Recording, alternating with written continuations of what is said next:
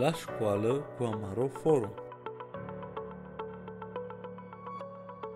Dragi părinți, nu aveți încă o dovadă oficială de rezidență în Berlin, dar copilul dumneavoastră este de vârsta școlară?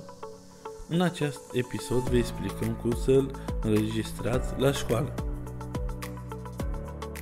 În Germania, fiecare copil are obligația și dreptul de a merge la școală după vârsta de 6 ani, indiferent dacă are sau nu o dovadă oficială de rezidență. În cazul în care copilul nu are o dovadă oficială de rezidență, atunci, în conformitate cu legea școlară din Berlin, districtul în care locuiește copilul este responsabil. Așadar, mergeți cât mai curând posibil la Consiliul Școlar din districtul în care locuiți. În germană, Schulamt.